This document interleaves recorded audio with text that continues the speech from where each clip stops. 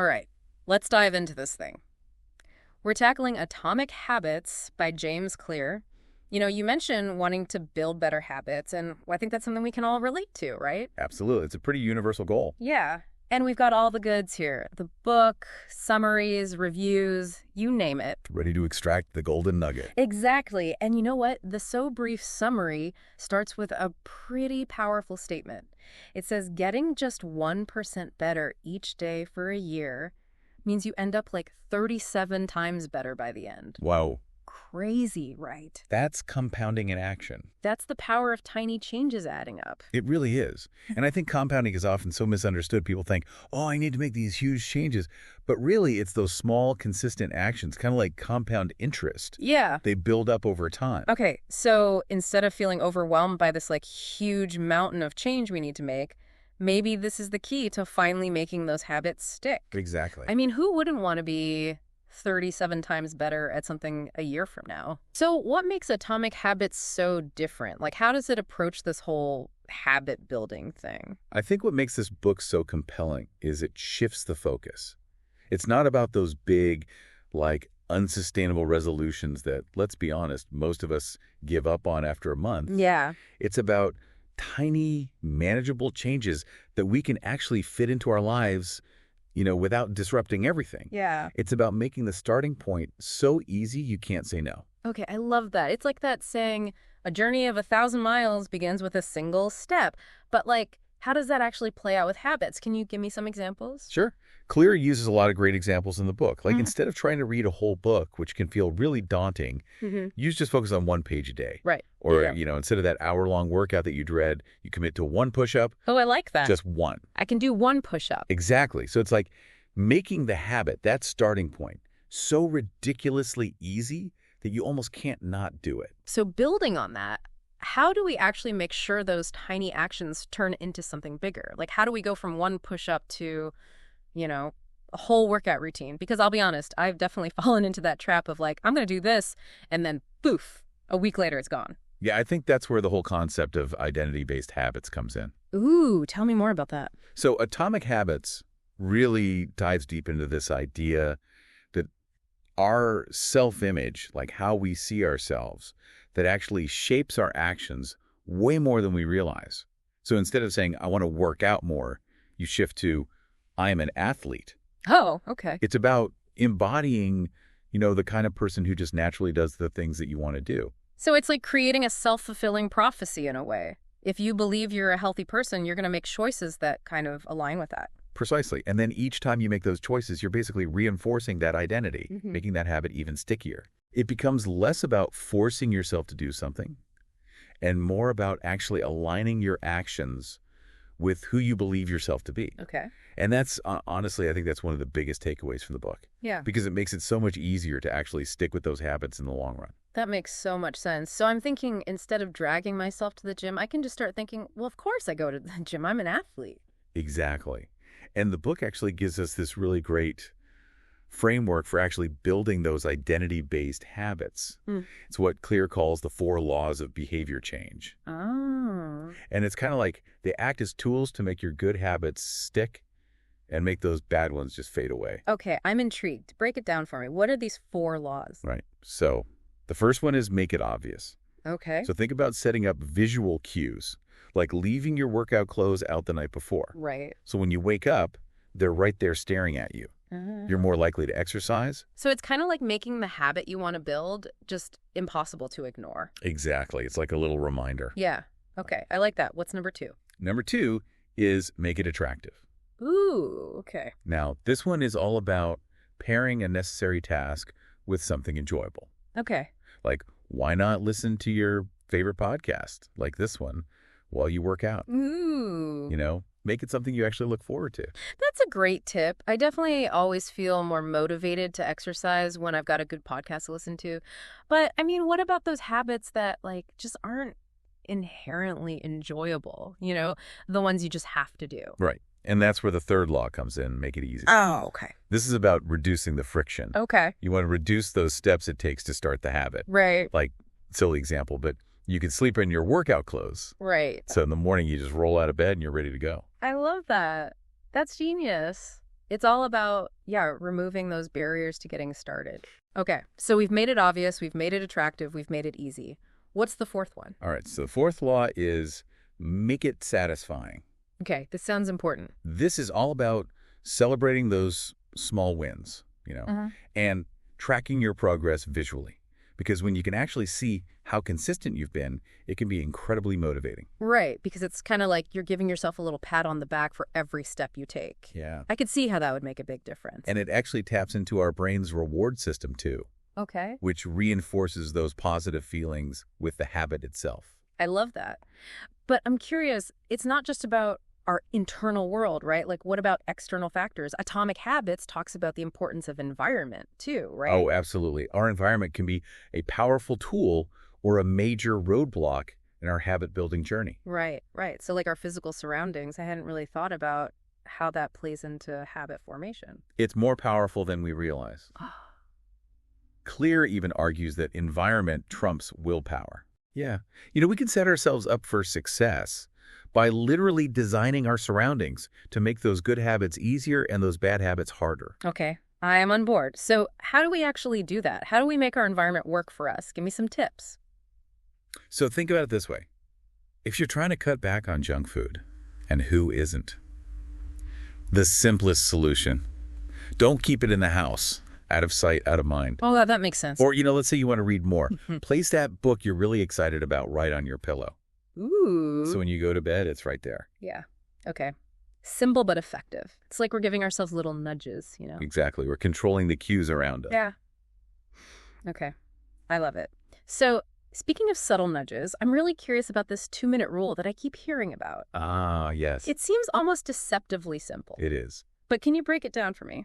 So the basic idea behind the 2-minute rule is to make starting a new habit less daunting, Right. by scaling it down to something that literally takes less than 2 minutes to do. Okay. So instead of I'm going to go for a run, it's I'm going to put on my running shoes. Exactly. Read before bed becomes read one page. Okay. It's like Yeah. you're tricking your brain into getting started because, once you've taken that tiny action, you're more likely to just keep going. So it's all about building that momentum. Exactly. And even if all you do is those 2 minutes, you're still reinforcing that identity you're building. Yeah. You're telling yourself, I'm the type of person who takes action, who shows up, Right. even if it's just for 2 minutes. Okay. Yeah, that's a really powerful way of looking at it. I love that. Okay, my mind is kind of blown by this 2-minute rule.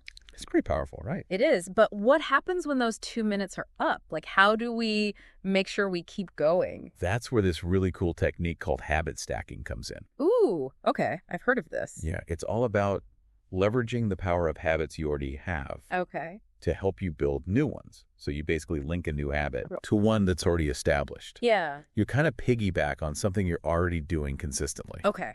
So, like, in real life, what would that look like? Well, think about your morning routine. After you make your coffee, you could add in 1 minute of meditation, Oh, okay. right? Or after you brush your teeth, you do 10 squats. Right. So you're basically sneaking in these good habits Yeah. before you even have time to think about it. I love that. That's so smart because it makes it automatic almost. Exactly. It removes that decision-making process, Right. which I think for a lot of us, that's where we fall off track. We're like, should I do it? Should I not? Yeah, right. Exactly. But there's still the motivation piece, right? We can make things easier, but our brains are wired for that instant gratification. Yes. We want the rewards, but we don't always want to put in the work. Exactly. So how do we keep ourselves going when we don't see those results right away? Yeah, that's the million-dollar question, right? It is. Like, how do you stay motivated? Especially when you're not seeing those results that you want to see. Atomic Habits has some great advice about this. The idea is to hack our brain's reward system, Make those good habits actually feel good in the moment. Okay. So, for example, you reward yourself after a workout with something you really enjoy, whether that's a relaxing bath or listening to your favorite music. Oh, okay. Whatever it is that kind of gives you that little boost. So you're basically associating that good feeling with the habit itself. So you're kind of training your brain to be like, oh, I like this. It makes me feel good. Exactly. It's like you're training your brain to actually crave that activity. Right. Because it knows a reward is coming. I love that. That makes so much sense. But rewards aside, what about those times when we feel discouraged? Like we're just not making the progress that we thought we would. How do we stay motivated when we hit those kind of inevitable roadblocks? I think that's where tapping into the power of belief comes in. We need to remind ourselves we are capable of change, even when it feels hard. Totally. But how do you actually do that?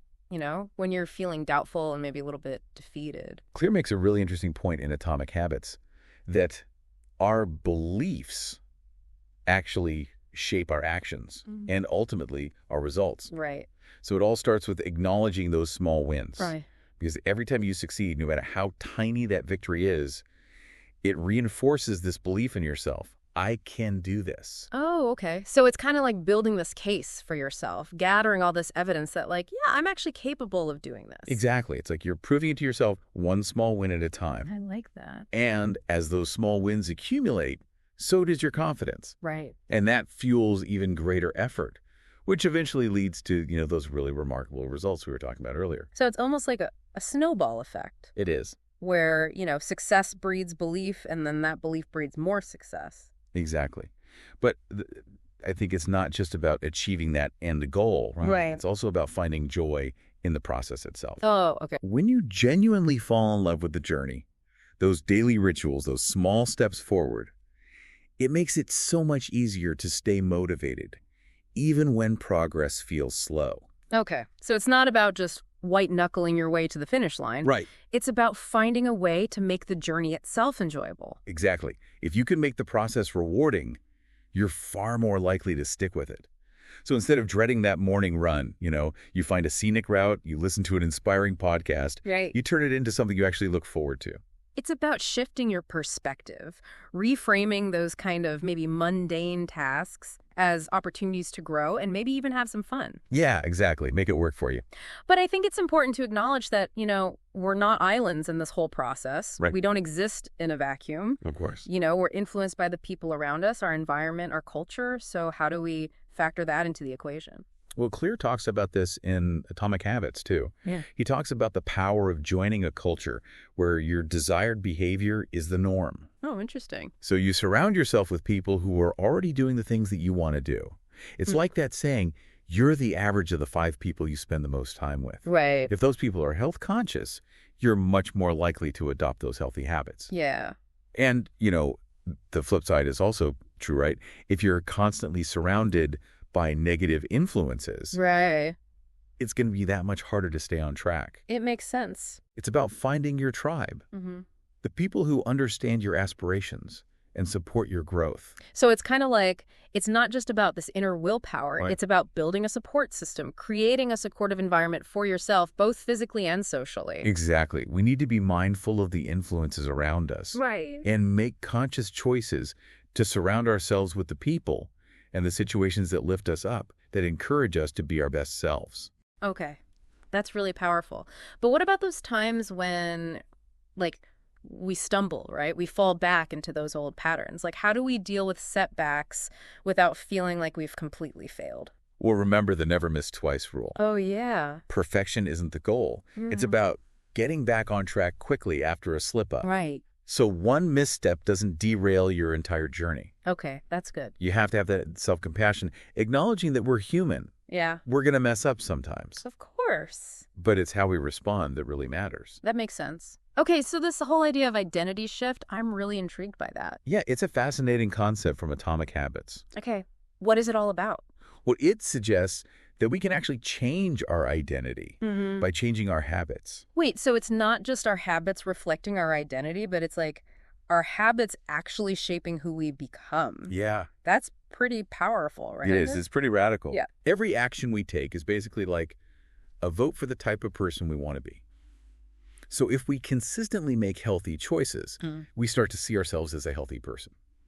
If we practice writing regularly, we start to identify as a writer. Okay, that makes sense. So it's we're literally rewiring our brains, reshaping our self-perception through our actions. That's the power of habit. Whoa. It's not just about changing what we do, it's about changing who we are. That is so powerful. And it brings us back to why those small, consistent actions are so important. Right. They add up over time. Yeah. To literally create this new identity. Right. A new reality. So it's we're sculpting ourselves one habit at a time. Exactly. And just like a sculptor refines their work, we need to embrace this idea of continuous improvement. Oh, okay. Atomic Habits emphasizes this idea that even once you've established some good habits, there's always room to refine and optimize. So it's not about reaching a certain level and then just coasting. It's about constantly striving to be better. Yeah, even with our habits, Yeah. Oh, okay. refining them, Yeah. making them even more effective. Wow, yeah. Okay, I like that. So Yeah. how do we actually do that? How do we like continuously refine? Well, remember that habit tracker we talked about earlier? Yeah. That could be a really valuable tool for this. Okay. We talked about it as a way to stay motivated, to stay accountable, but it can also help you identify areas where you can improve.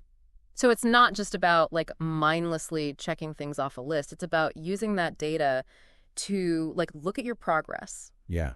Analyze it. Yeah. See if there are any patterns. Right. Figure out where you can make adjustments. Oh. So it's like having a personal coach Oh, cool. who's constantly analyzing your performance and giving you feedback Right. on how to improve. That's a great way to put it.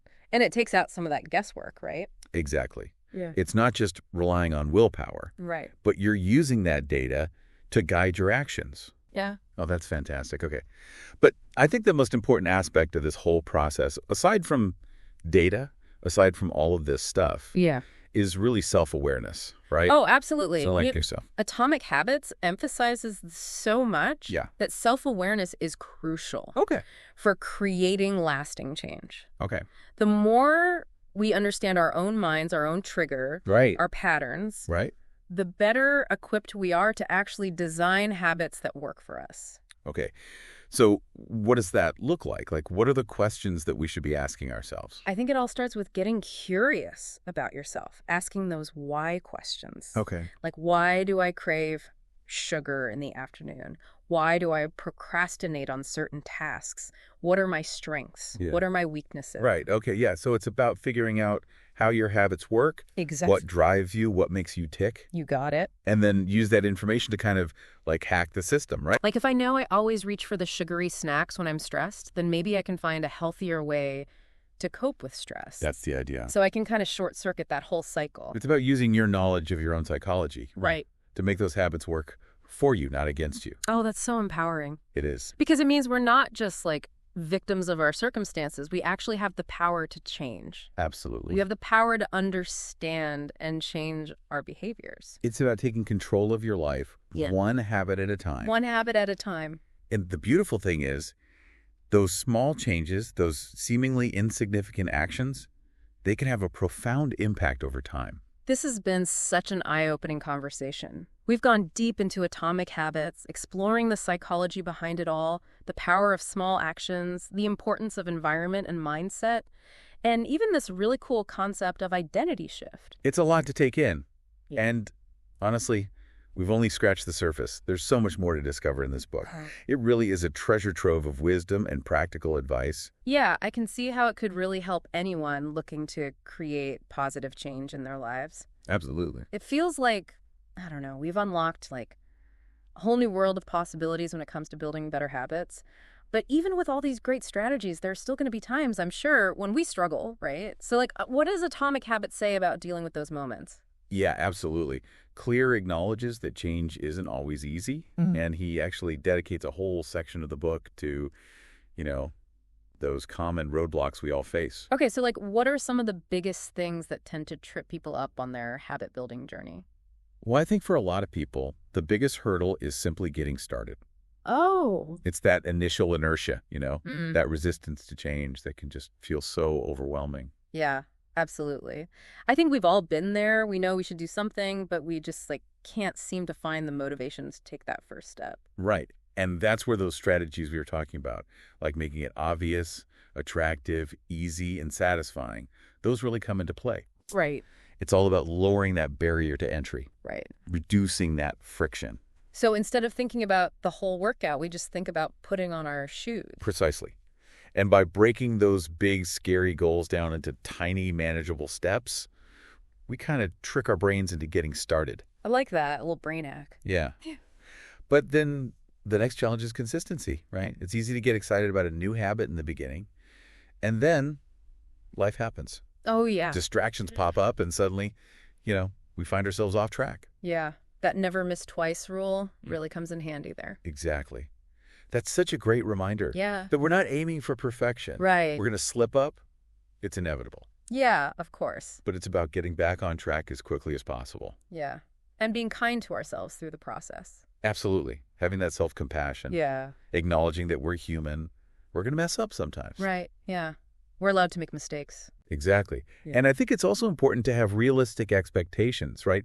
Yeah. Change takes time. Yeah. It's not about instant transformations. It's about making consistent progress over the long haul. It's like trusting the process, being patient with ourselves, and celebrating those small wins along the way. Exactly. It all adds up. And I think another big challenge that a lot of people face is, that inner critic, those negative thoughts. Oh, yes, absolutely. Yeah, those limiting beliefs that can just kind of hold us back from really reaching our full potential. That little voice in your head that's like, you can't do it. Yeah, yeah. Or, you're not good enough. You're not disciplined enough. Exactly.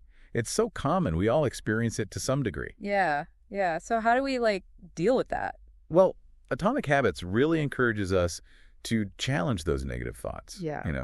To replace them with more empowering beliefs. So instead of saying, I'm terrible at sticking to habits, Right. maybe we can say something like, I'm learning and growing every day, or I'm capable of making positive changes. Exactly. It's about shifting that perspective, focusing on your progress, and building that self-belief that you can actually do this. And I imagine, as you start to change your habits, as you start to see yourself succeeding, those negative beliefs start to, fade away. They do. It's like, oh, wait a minute, I can do this. You replace them with this new, more positive self-image. Yeah, that's amazing. It's like a transformation from the inside out.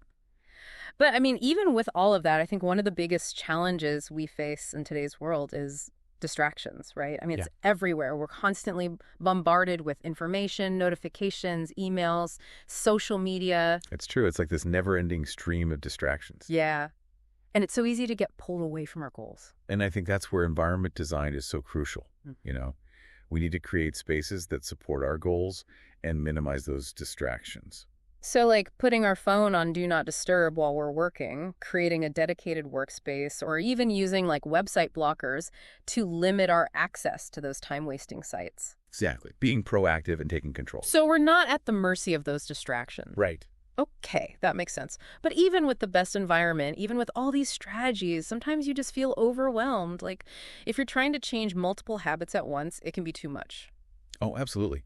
If you try to do too much too soon, you're setting yourself up for failure. Yeah, you're juggling too many balls and they're all going to come crashing down. Exactly. And that's why Atomic Habits really advises against that, trying to do everything at once. Right. It's better to focus on building one habit at a time, master it, and then move on to the next. So it's all about building that momentum gradually. Yes. Rather than trying to change your entire life overnight. Exactly. I like that. So it's about those small, consistent steps forward, celebrating your progress, trusting that over time, those changes are going to add up. And that, I think that really is the core message of Atomic Habits. It's not about perfection. It's about progress. It's not about these grand gestures. It's about those tiny, consistent actions. Okay. It's not about becoming some new person overnight. It's about embracing this journey of continuous improvement. It's about remembering we have the power to change, to evolve, to become really the best versions of ourselves, one habit at a time. And that journey, though it may have its challenges, is ultimately an incredibly rewarding one. This has been such an incredible conversation. We've gone so deep with Atomic Habits, exploring the power of small actions, the importance of environment and mindset, even this fascinating idea of identity shift. And it feels like, we've just scratched the surface of what this book has to offer. There's so much in there. Yeah, I think there's something for everyone here who's looking to create lasting, positive change in their lives. And it all starts with that one small step, right? Yeah. That one tiny action, repeated consistently, So powerful. can lead to some extraordinary results. As we wrap up this deep dive, I want to leave you with a question. Now that you have all these tools, what one small habit will you focus on building? Think about it, choose your habit, and commit to taking that first step. We believe in you. And remember, the journey of 1,000 miles begins with a single step. Until next time, keep diving deep, keep exploring, and keep believing in the power of small changes.